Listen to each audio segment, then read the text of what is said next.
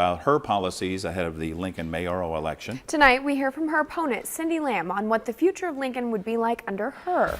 Channel 8 Eyewitness News reporter Pierce Gorlett has more for us tonight. Pierce?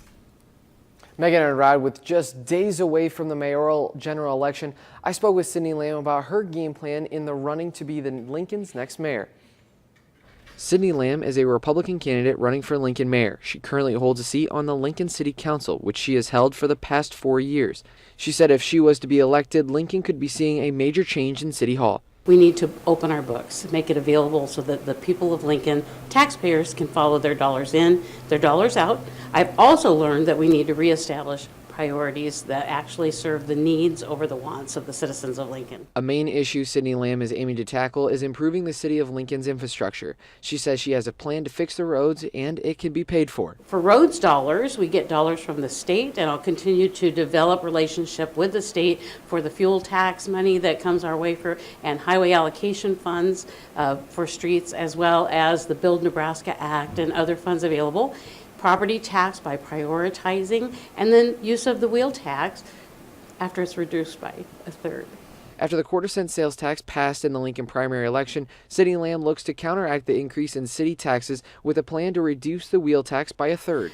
I agree that's a great concept, and that'll probably happen, and so I don't believe we need to then punish our citizens.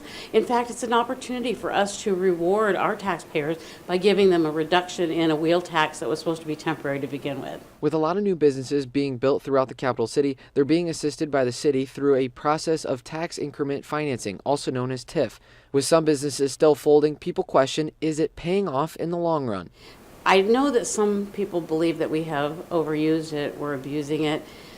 I think it's providing a great tool for the citizens of Lincoln. I don't know if people realize that the TIF money means that those property taxes are invested entirely for the benefit of the city for that period of time. The issue may more be about how the TIF dollars are used in benefiting the city, and I think that's worth re-examining. In the city primary, Lamm had 18,000 votes and was behind Lyrian by 3,000 votes. Now the mayoral election is on Tuesday, May 7th. And if you'd like to find out more information, you can find a link to her campaign website attached to the story on klkntv.com. And you can also find last night's story about Lyrian Gaylord Baird.